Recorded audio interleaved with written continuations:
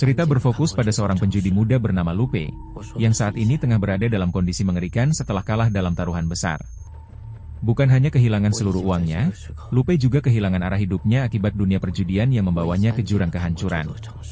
Beberapa minggu sebelum mengalami situasi tersebut, Lupe kerap mengunjungi sebuah kasino. Namun, bukan untuk bermain secara legal, melainkan untuk mencari mangsa, para pemain pemula dengan kondisi mental yang belum stabil. Setelah menemukan target yang sesuai, Lupe akan mengajak mereka bermain. Tanpa disadari oleh para korban, permainan itu hanyalah jebakan agar mereka kehilangan seluruh kekayaannya.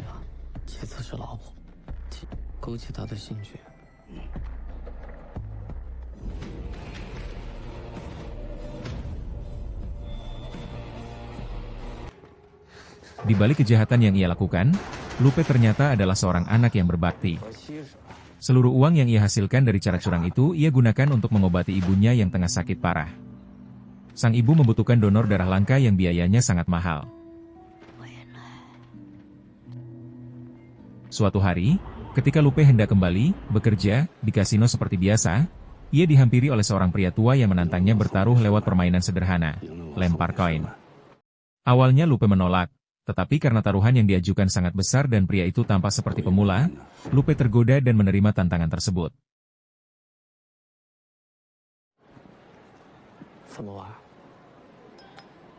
Dengan skill individunya, Lupe langsung mempelajari permukaan koin agar jatuh tepat di bagian yang ia pilih.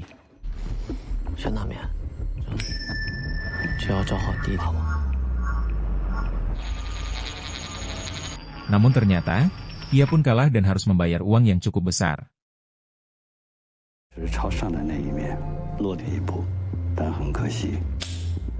Setelah memenangkan taruhan, Tuan Qin mengungkapkan identitas aslinya dan memberikan ultimatum. Lupe harus melunasi seluruh hutangnya dalam waktu 7 hari. Ia juga memerintahkan petugas keamanan untuk melarang Lupe kembali ke kasino tersebut. Setelah kejadian itu, Lupe merencanakan penculikan terhadap putri Tuan Qin, dengan harapan bisa mendapatkan uang tebusan untuk melunasi utangnya. Ia mulai membuntuti gadis bernama Xiao, yang baru saja keluar rumah secara diam-diam. Namun, rencana Lupe berantakan. Bukannya berhasil menculik Xiao, justru ia hampir dibunuh oleh gadis itu. Yang mengejutkan, alih-alih melawan atau kabur, Xiao malah mengajak Lupe makan di sebuah restoran 24 jam. Di sana, Xiao menyarankan agar Lupe menculik orang lain saja. Ia mengaku tidak akan memberikan hasil apapun karena sang ayah, Tuan Qin, bahkan tidak menganggapnya sebagai anak. Dalam lubuk hatinya, Xiao justru berharap ia bisa segera mati. Setibanya di rumah, Lupe mendapati bahwa Xiao telah diam-diam mengikutinya. Xiao memohon agar diizinkan menginap semalam. Lupe akhirnya memperbolehkannya, dengan syarat Xiao harus bersikap baik dan tidak menyentuh barang apapun tanpa izin. Setelah merasa sesuatu yang aneh pada kondisi ibunya, Lupe buru-buru masuk ke ruang perawatan untuk mengganti kantong darah demi melanjutkan proses transfusi. Namun saat ia membuka lemari penyimpanan, hanya tersisa 2 kantong darah. Lupe segera pergi ke apotek gelap tempat ia biasa membeli pasokan darah tersebut. Baru saja sampai di sana, Lupe diculik oleh orang-orang suruhan Tuan Qin. Di tempat tersembunyi, Tuan Qin mengancam bahwa jika Lupe gagal melunasi utangnya sebelum tanggal jatuh tempo, ia akan menjual semua organ Lupe ke pasar gelap.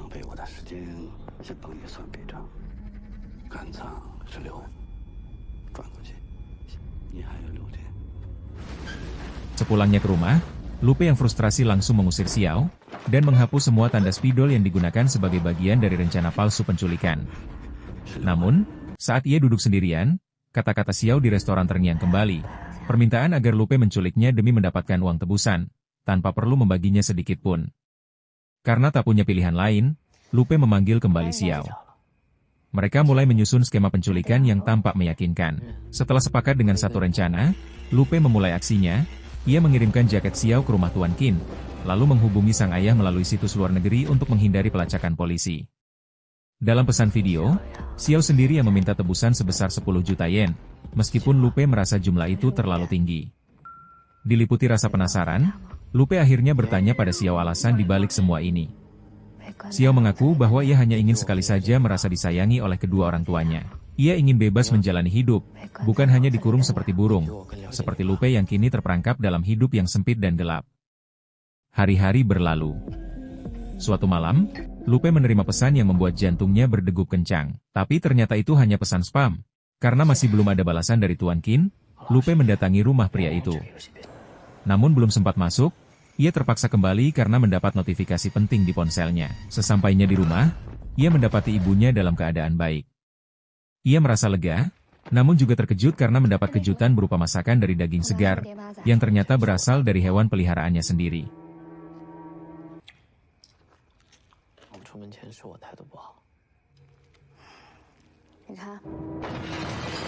Tak lama kemudian, Tuan Qin benar-benar muncul di rumah.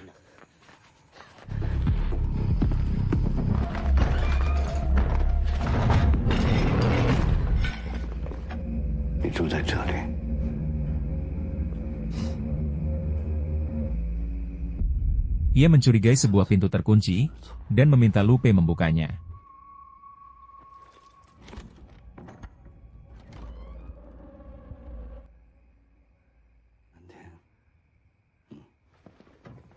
Namun setelah pria itu pergi, sang ibu sudah tergeletak dengan kaki berdarah. Setelah melakukan pertolongan pertama, Lupe akhirnya bercerita, wanita yang ia rawat sebenarnya bukan ibunya kandung, melainkan seorang direktur panti asuhan tempat ia dibesarkan. Lupe adalah anak yatim piatu yang diselamatkan dan diberi kehidupan hingga SMA. Namun karena satu kesalahan besar yang pernah ia lakukan, para donatur menarik dukungan, dan direktur panti harus memulung untuk menyambung hidup anak-anak panti. Saat itulah ia terkena penyakit hematologi, kelainan darah serius yang hanya bisa diatasi lewat transfusi darah rutin. Di tengah percakapan itu, Lupe tiba-tiba menerima pesan tantangan dari Tuan Qin. Sebuah permainan terakhir yang akan menentukan nasib mereka semua. Xiao pun teringat pada pesan terakhir yang ia kirim ke temannya di kota sebelah sebelum ke rumah Lupe. Ia sempat berniat menumpang di sana, namun karena tidak mendapat jawaban dan kehabisan baterai, ia pergi ke tempat Lupe. Sayangnya, pesan itu bisa saja menjadi bukti kunci bagi polisi untuk melacak dan membongkar kebohongan tentang penculikan palsu mereka. Keesokan harinya, mereka berdua pergi ke kota Haeng untuk bertemu teman Xiao. Setibanya di sana, Xiao naik ke apartemen, sementara Lupe menunggu di mobil.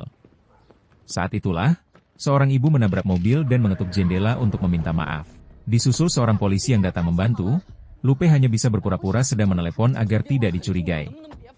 Begitu Xiao kembali, mereka langsung pergi ke sebuah hotel terdekat. Di hotel, Lupe meminta Xiao untuk mengirimkan pesan dramatis kepada ayahnya, demi meyakinkan bahwa penculikan benar-benar terjadi. Setelah menerima pesan itu, Tuan Qin mulai melunak dan memohon agar anaknya tetap dijaga baik-baik.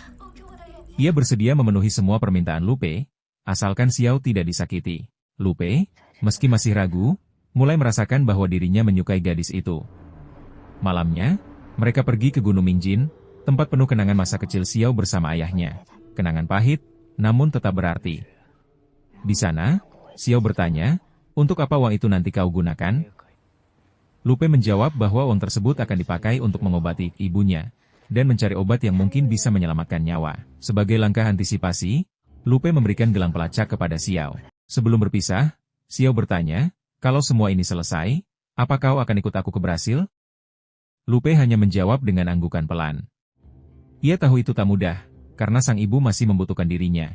Tetapi mungkin, untuk pertama kalinya dalam hidupnya, ia mulai memikirkan masa depan. Di lokasi yang ditentukan, Tuan Qin membawa uang tebusan ke kota Haeng. Meski tampak sendiri, ia sebenarnya diawasi oleh banyak polisi.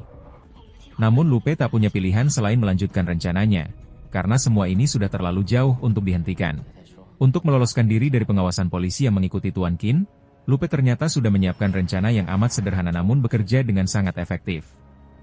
Ia meminta Tuan Qin untuk membawa uang tebusan ke atap sebuah hotel dan melemparkannya ke bawah, tempat seseorang akan langsung mengambilnya.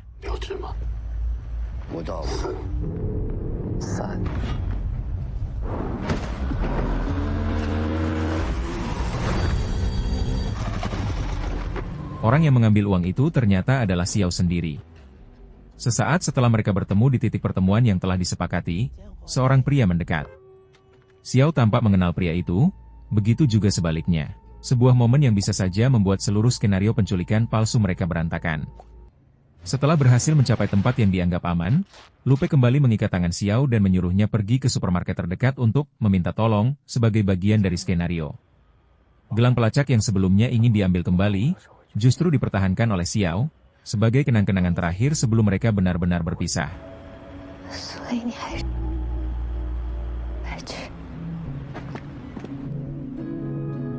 Dalam perjalanan pulang, Lupe mengalami kecelakaan.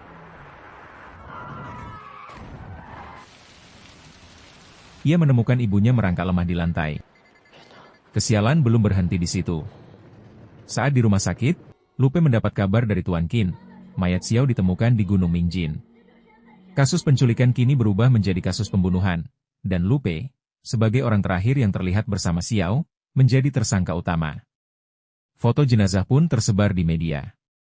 Saat melihat wajah mayat itu, Lupe menyadari satu hal mengejutkan, itu bukan Xiao. Ia sudah ditipu.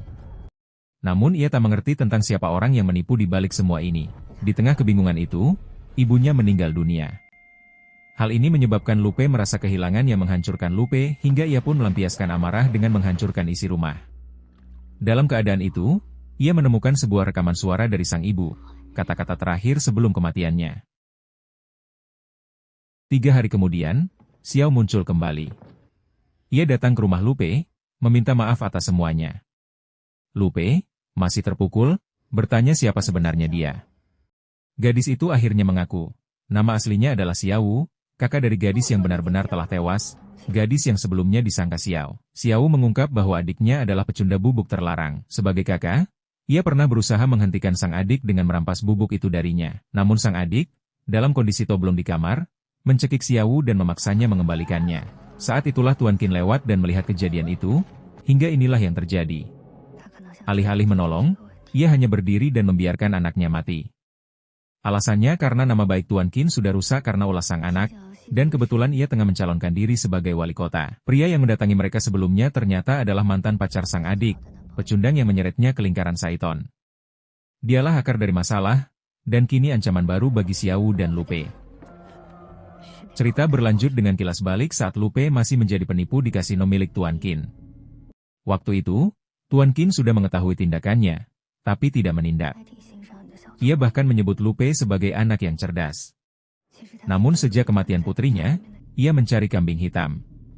Maka dimulailah permainan ini, dengan Lupe sebagai pion dan Tuan Qin sebagai dalang. Setelah tahu bahwa semua yang ia alami bersama Xiao adalah bagian dari permainan manipulatif Tuan Qin, Lupe hanya bisa menatap burung peliharaannya, satu-satunya makhluk yang tetap hidup dari masa lalunya.